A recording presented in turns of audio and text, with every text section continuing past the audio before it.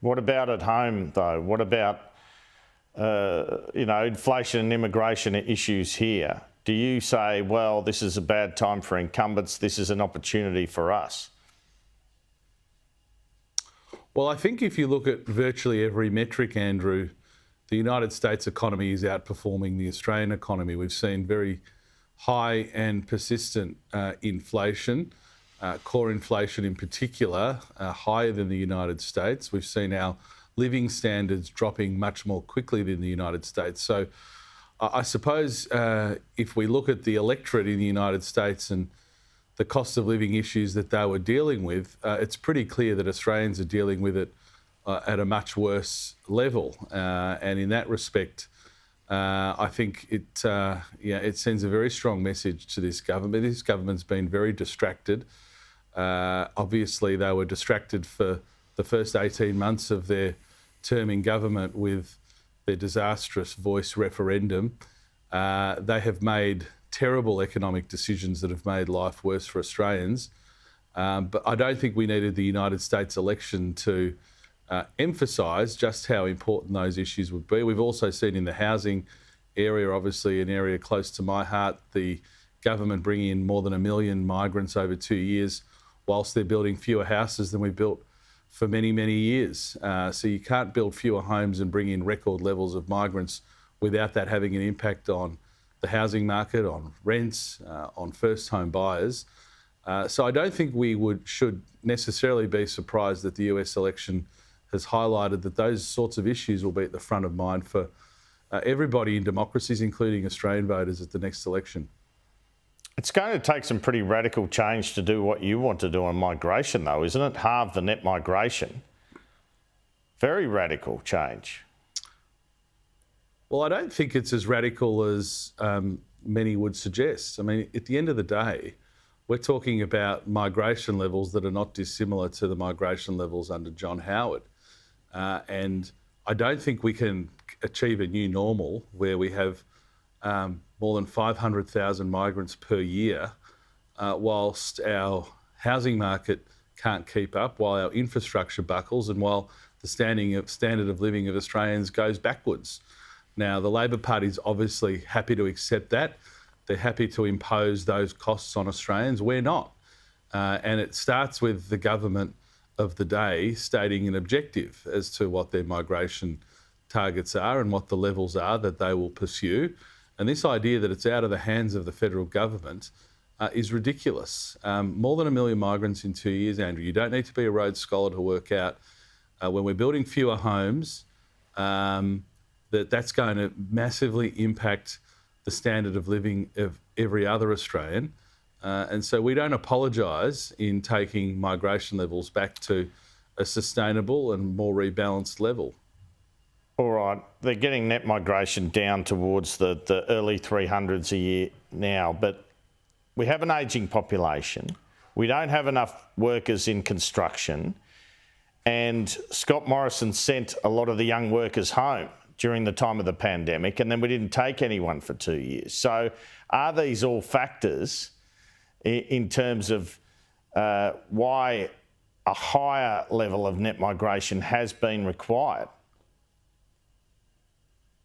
Well, the government's missed every target that they've suggested. So you can't look at any projection that they put in place with any seriousness. I mean, they've at each level, whether it's during the budget or my EFO, their migration levels, they've absolutely massively blown out. So we've seen that again and again. And so it seems to me that the levels of migration are out of control and the government has no willingness to address them. I think, of course, COVID was an extraordinary time, but that's no alibi for this government, quite frankly, Andrew. The government has to deal with the issues presented at the time. Government's not a position where you don't address emerging issues as they arise. Every government has to do that. And here, the government's more than entitled to argue that more than 1 million migrants in 2 years, when we're building around 300,000 homes, they're willing to argue that that's acceptable. We argue it's not. We argue that that pushes up rents. We've seen rents up by 25% since this government's been in power. We've seen fewer homes being built. We see fewer homes being approved. We see fewer home completions, we see fewer first home buyers.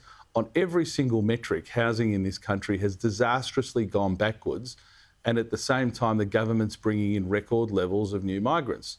So they're entitled to make the argument as to why those settings are correct. We'll argue that they're wrong and that we should reduce migration to a more sustainable level. And we'll let the Australian people decide whether Labor's plan for a big Australia or our plan for a rebalanced and more sustainable migration program is the right way to go. I'm pretty confident that I know who Australia will support. Just briefly on that, are you saying then that, to some extent at least, this election is a referendum on a big Australia? I think so. I think there's no doubt that Labor, by stealth, has put forward their plans, very famously outlined by Kevin Rudd, but we know it runs through the veins of the Labor Party. Their plans for a big Australia, their inability to get our migration system under control. We saw it in the last Labor government, their inability to secure our borders, and they said Operation Sovereign Borders would never work. Obviously, it did work. It will ultimately take a coalition government to clean up the mess of the Labor Party. But I think very clearly they have an agenda for a very big Australia, for huge levels of migration, unsustainable levels of migration. And we believe in a balanced migration program. I'm a product of migration. Andrew, my family is a migrant family. So I'm a huge supporter of migration, but it's got to be planned migration and it's got to be in our best interests as a country. And I think most Australians, I think, are forming the view that this government has very different priorities of what we've seen, more than 1 million migrants in 2 years. What do you make of the prospects for the PM of a trip this week to APEC and the G20 now, when Joe Biden will be there and there's no Harris administration? Well, look, as a government, as a member of parliament, we always wish our Prime Minister the best when representing our country overseas. That's with all sincerity. In the end, the Prime Minister, when representing our country, you want to be able to achieve good things for our country. I hope the Prime Minister's more judicious in his remarks than remarks we've seen emerge in recent days, where he was, in a really inappropriate way as a senior shadow minister at the time, quite personally and viscerally critical of Donald Trump. So I hope he can exercise better judgment in representing Australia in those forums. In the end, the United States and Australia alliance transcends leaders, it transcends political parties, and we all have to do everything we can to ensure that the values that we hold dear as liberal democracies, who value freedom, that we are able to work together in that close way. So, of course, we wish the Prime Minister best and hope that he can do a little bit better than he's done in the past. I wanted to ask now about Shadow Transport Minister Bridget McKenzie belatedly declaring 16 flight upgrades. Why should she stay on the front bench? What's the point of parliamentary standards?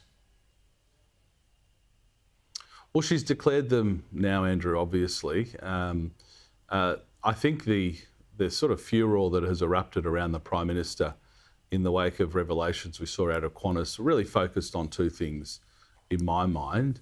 They focused on ministers, in his case, the Transport Minister, soliciting upgrades, actively soliciting upgrades, asking for upgrades, asking for favours, should we say, of Qantas. Well, what's the evidence? What's the evidence of that? What's the evidence of that? Other than a line in an unsourced line in a book. But that was the allegation. I think you and I can agree that that's what set off this furor. So that was the first point. Secondly, it was what set off this furor was the fact that it was the minister who had responsibility for Qantas, for whom he was soliciting those upgrades directly from. That he was the person who was making decisions in relation to their industry, in relation to their business, and in relation to a number of aspects of the regulatory environment that impacted the business for whom he was asking those favours. So I think those are the two sort of key characteristics. But of course, you've got to declare any of these sorts of upgrades. I think, as the health minister just said in the interview before me, more often than not, these occur through no request. You're just upgraded, and the right thing to do is to declare them. Bridget's done that now. She apologised for the oversight, but she was never the minister who had responsibility for Qantas. Yeah, but Michael Sukkar, she's shadow transport. She's shadow transport. How do you forget? How do you forget to declare 16 flight upgrades, and how do you then get away with it? How does anyone forget to declare 16 flight upgrades? Has she got amnesia or something? Well, I mean, it was clearly an oversight, and she's rectified that now. She wrote to the airlines and asked for a full accounting. I mean, the truth is, Andrew, when you're catching hundreds and hundreds of flights, these things can happen, but it's not acceptable. And she's fixed the oversight, and she's declared them. I think no one can argue that Bridget McKenzie has not been pretty tough in the way that she has dealt with a lot of the issues in the industry. But again, she didn't solicit them, and she wasn't the minister with oversight over the industry. And that's two very, very different situations between what the Prime Minister's alleged to have done. Let me ask finally, Michael Sukkar, the opposition appears, well, you're going to the election promising tax cuts, I believe, but also promising to rein back spending. Is one of those areas in which you'll do that the NDIS? Are you planning further cuts, further tightening of the NDIS? Is that a policy you'll look to take to the election? Well, look, we'll outline in good time before the election the full suite of policies we'll take. I think it is fair to say that if you look at what the government has done, that there has been a lot of very sloppy spending that has kept inflation high, which has kept interest rates high. But we'll in a holistic way, Andrew, make very clear to Australians what our plan is to get the economy, get Australia back on track, to put downward pressure on inflation, which will in turn put downward pressure on interest rates, because that's the key thing that's really killing Australian families at the moment. Labor seems to be fiddling while Rome burns. We'll have a very persuasive set of policies to take to the election and to put in front of Australian people, including ensuring that government spending is appropriate. Michael Sukkar, thanks so much for your time.